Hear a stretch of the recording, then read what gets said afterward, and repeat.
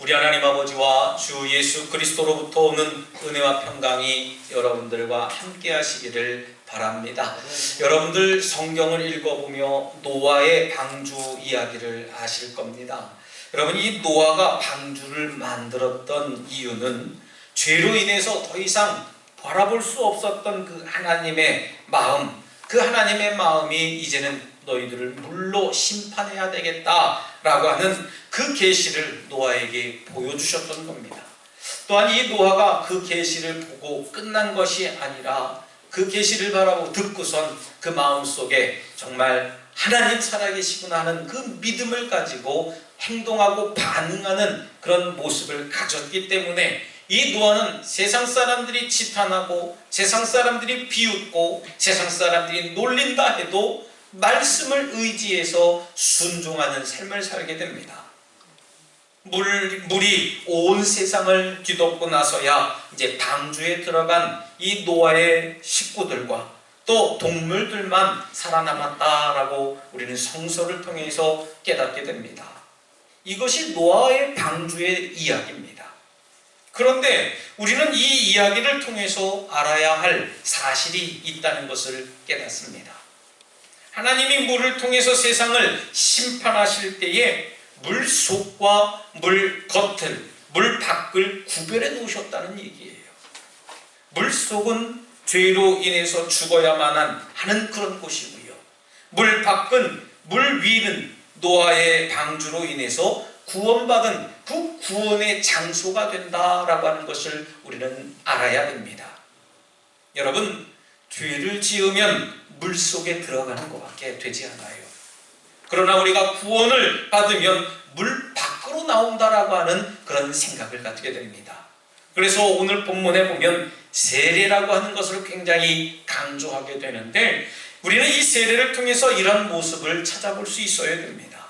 우리가 아는 세례는 세례 그냥 물을 이렇게 머리에 끼얹어서 그렇게 받는 것이다 라고 생각할 수 있습니다만은 세례의 방법은 여러 가지가 있습니다. 온 몸을 잠근다든지 그냥 물만 치기든지 물을 뿌린다든지 여러 교단마다 또 교리마다 다르게 나타납니다만은 여러분, 온 몸이 물에 잠기는 그런 침례를 생각하게 됩니다.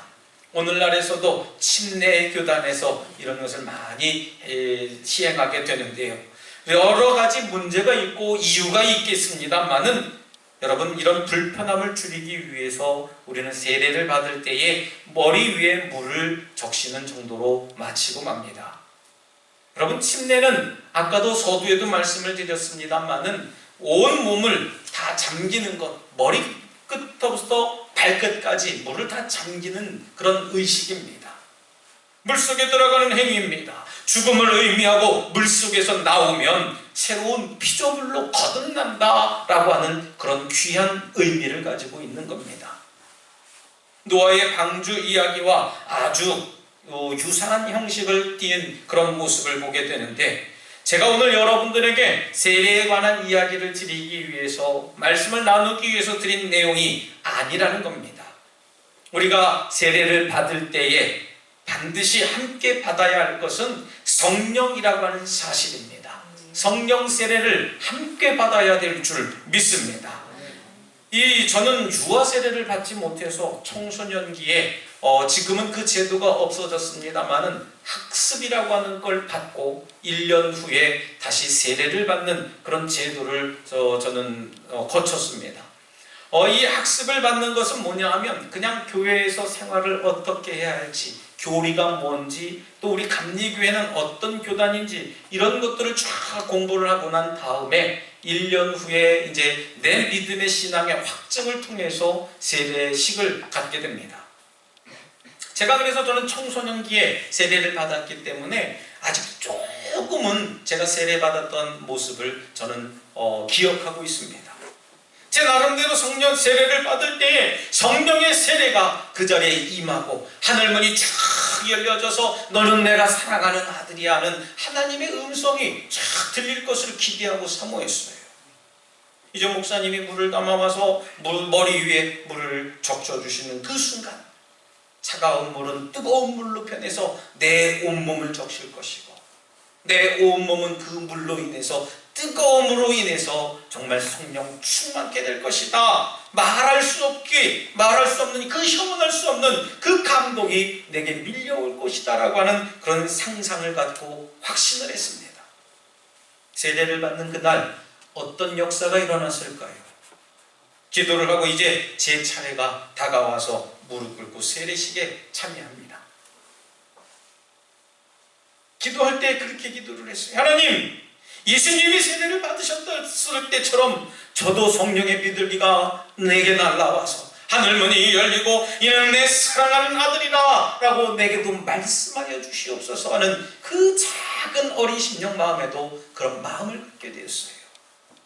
목사님이 뚝뚝 물을 흘리면서 저의 머리에 물을 붓는 순간 놀라운 일이 벌어졌습니다.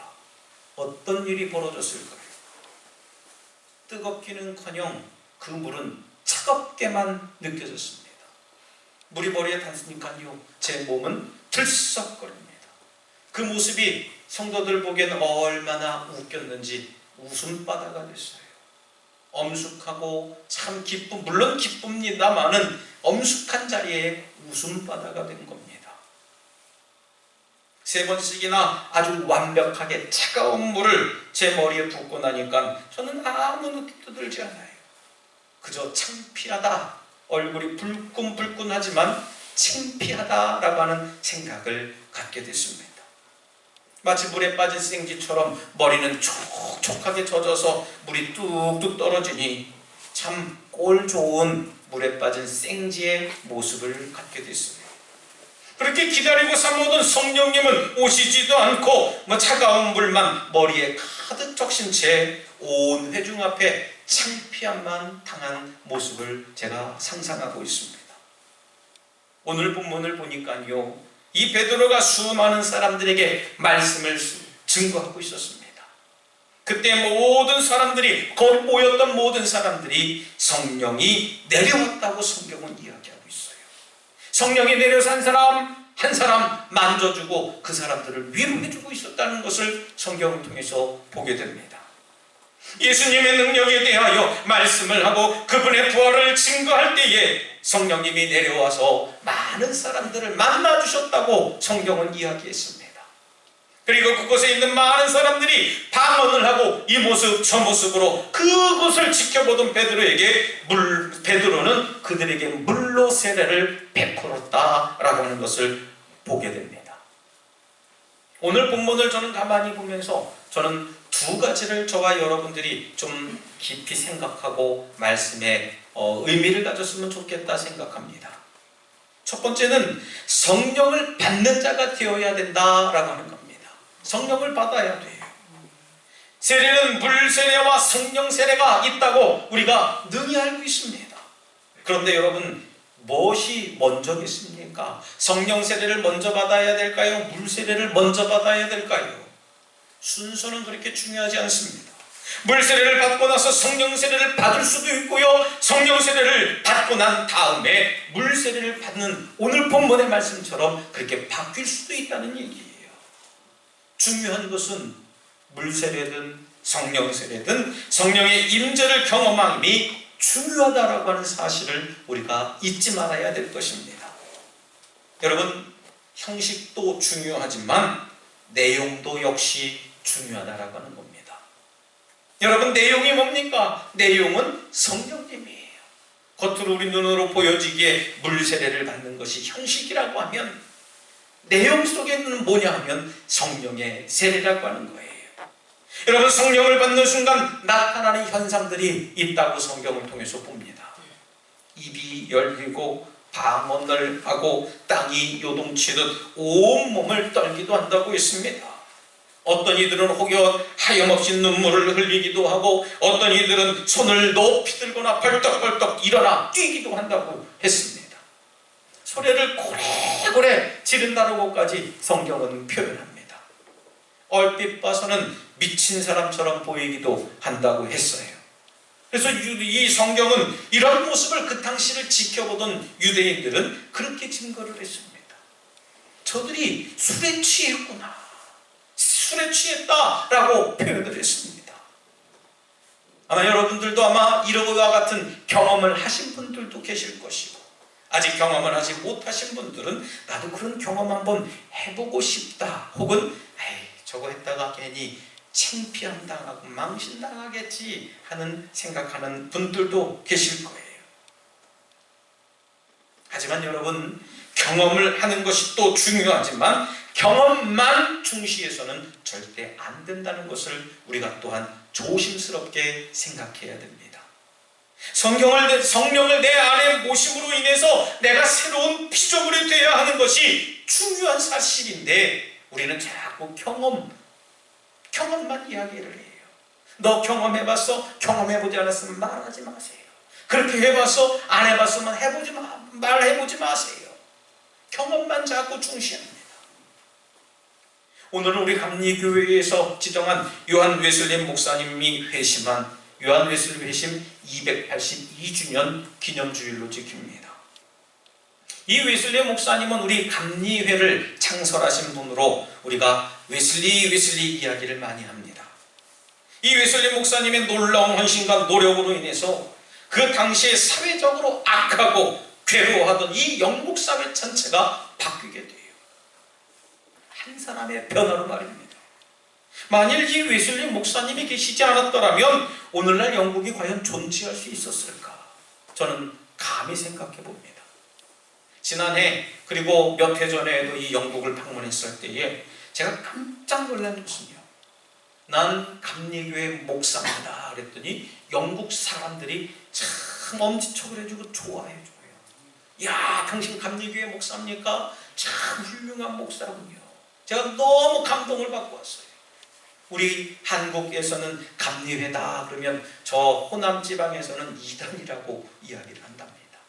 그만큼 교세가 너무 작고 교회가 굉장히 알려지지 않았기 때문에 그런 소리를 듣는다고 해요.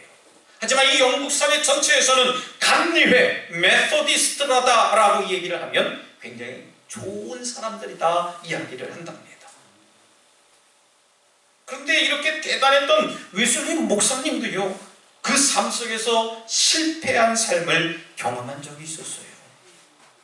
젊을 적에 선교사 파송을 받고 조지아주를 출발해서 떠나게 됩니다.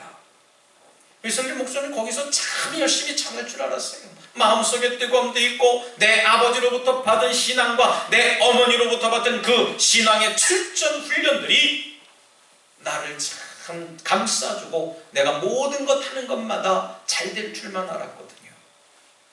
근데 이 그 조지아주에서 선교하는데 단 한 사람도 전도하지 못하는 열매를 맺습니다. 혹독한 실패를 경험하게 되지요. 시리와 좌절 속에서 지내다가 런던으로 이제 다시 돌아와서 어느 날은 길을 걷고 있었습니다. 그 길이 올더스게이트라고 하는 거리입니다. 지금도 런던 한 중심복판에 올더스게이트라고 하는 거리가 있어요. 1738년 5월 24일 오늘입니다. 저녁 8시 45분쯤에 올더스게이트 거리를 지나가다가 어떤 그 모라비안 교도들이 그 모인 그 회중 가운데에 저 먼 발치서서 듣게 됩니다. 성경 말씀을 읽는 모습을 듣게 돼요. 마틴 루터, 종교개혁자 마틴 루터가 쓴 그 로마서 주석의 서문을 듣는 순간 마음이 이상하게 뜨거움을 느끼게 됩니다. 나도 여태까지 느끼지 못했던 그 뜨거움이 이 속으로부터 계속 나타나게 되었습니다.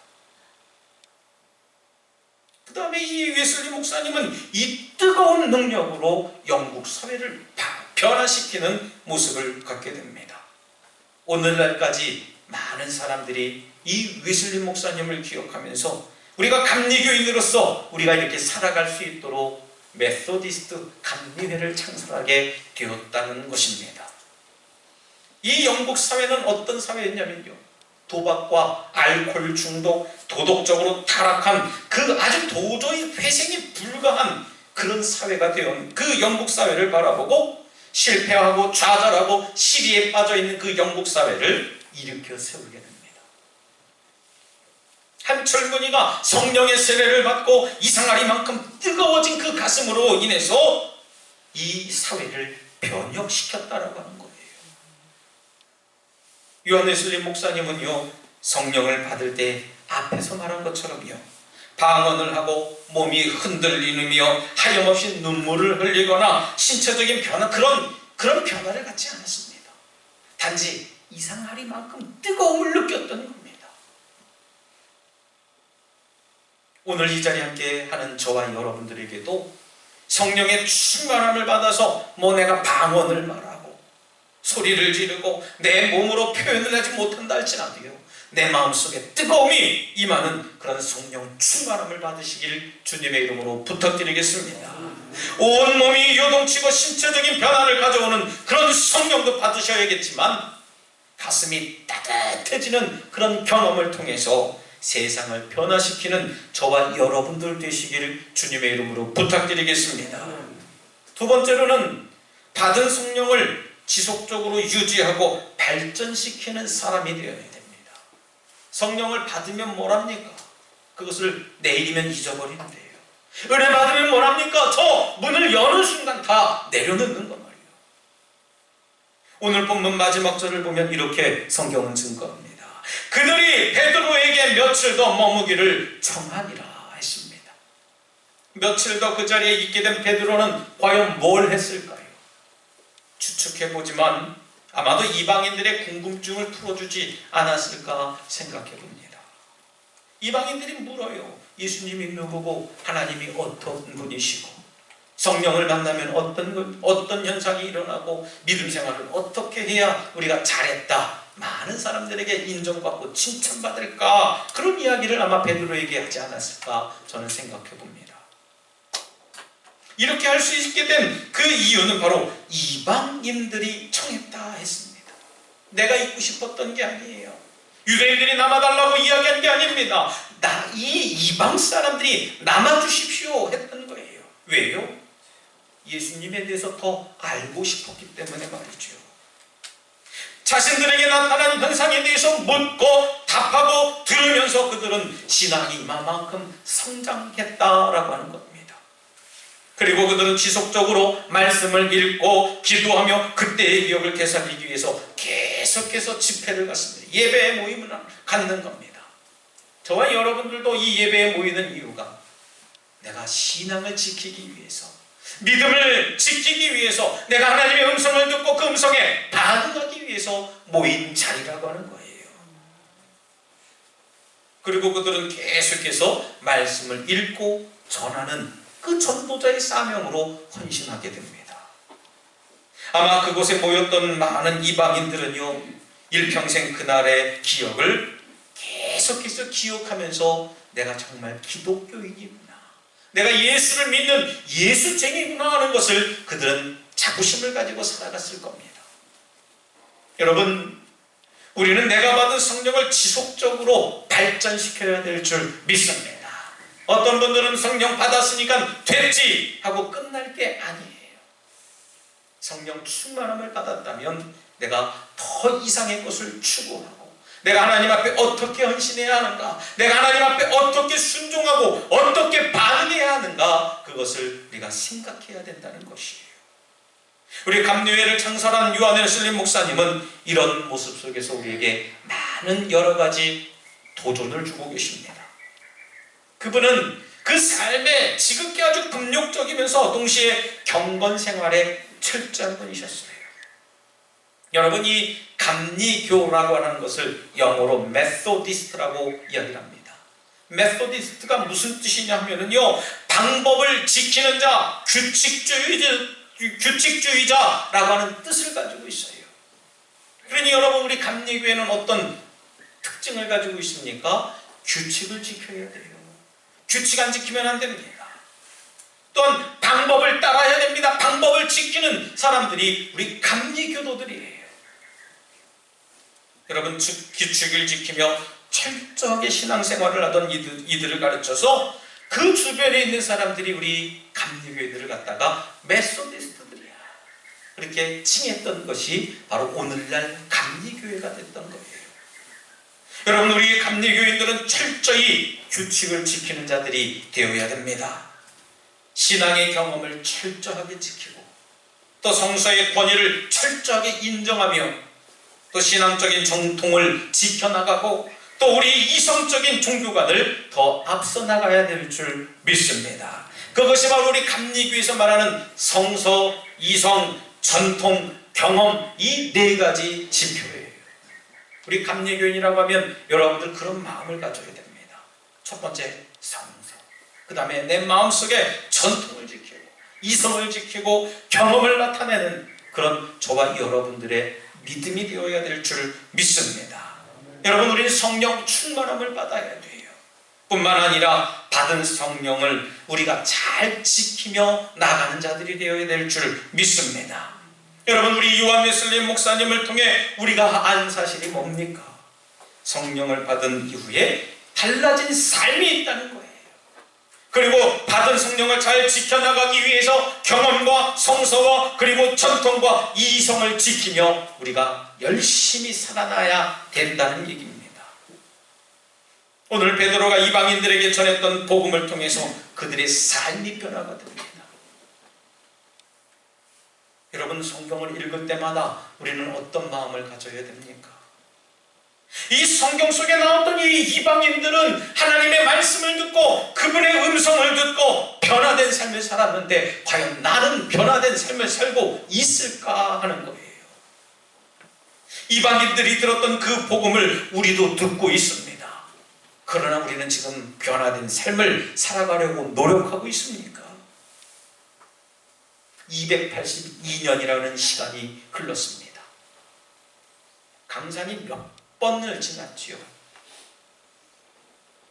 282년 전 웨슬리 목사님의 그 경험이 지금을 살아가는 저와 여러분들에게도 그 동일한 경험이 되어야 될 줄 믿습니다. 사랑하는 우리 덕수가족 여러분, 오늘은 우리 웨슬리 목사님 회심 282주년 되는 기념일입니다. 그리고 베드로가 이방인들에게 복음을 제시했던 그 어느 날 중에 한 날이 될 수 있습니다. 복음은요, 수천 년 전에도, 아니 282년 전에도 존재했습니다. 과거에만 존재했던 복음이 아니고 옛날에만 존재했던 복음이 아니고 오늘날을 살아가는 저와 여러분들에게도 지금 이 순간에도 복음은 절대 존재합니다. 그리고 그 복음으로 인해서 수많은 사람들의 삶이 새롭게 변화되는 겁니다. 여러분, 지금 우리도 동일한 복음을 듣고 있는데 우리의 모습은 과연 어떠한지, 복음을 듣고 변화된 삶을 살았던 그 사람들의 반열에 우리도 과연 속하고 있는지, 만일 그렇다면 성령을 받음과 그 사실을 끝까지 지켜나가는 거룩한 성도들이 되어야 될 줄 믿습니다. 오늘 요한 웨슬리 회심 282주년을 맞이해서 우리가 함께 생각해 봤던 오늘 주님의 말씀을 통해 저와 여러분들의 삶이 온전히 변화가 되시기를 다시 한번 주님의 이름으로 축원합니다. 이 시간 함께 결단의 기도를 드릴 때 주님, 우리에게 성령을 주시옵소서. 그 성령을 잘 지키며 우리에게 증거하도록 뜨거움을 허락하여 주시옵소서라고 잠시 결단의 기도를 드리겠습니다. 할렐루야. 사랑과 은혜가 충만하신 하나님, 저희들에게 뜨거운 마음을 허락하여 주시옵소서. 성령의 충만한 능력을 더하여 주시옵소서. 그래서 우리들의 삶이 변화되는 삶을 갖게 하여 주시옵시고, 과거의 삶보다도 앞으로 살아갈 날의 삶을 기대하고 사모하는 믿음을 갖게 하여 주시옵소서. 웨슬리 목사님처럼 저희들도 뜨거운 마음을 통해 과거에 잘못되고 그릇된 삶을 버리고 새 새로운 삶을 살아갈 수 있도록, 변화된 삶을 살아갈 수 있도록 저희들을 변화시켜 주시옵소서. 하나님 도와주실 줄 믿습니다. 나의 믿음 없음을 불쌍히 여겨 주시옵소서. 긍휼히 여겨 주시옵소서.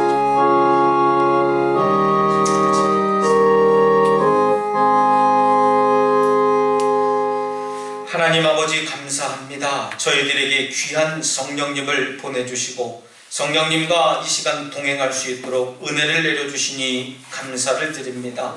주님, 때로는 저희들이 삶 속에서 좌절하고 절망해서 믿음마저 내려놓고 싶을 때가 있지만, 그럴 때마다 더욱 성령의 음성에 귀 기울일 수 있는 믿음을 허락하시고 더욱 성령 충만함으로 살아가는 저희들이 삶이 되게 하여 주시옵소서. 예수님 이름으로 기도드리옵나이다. 아멘.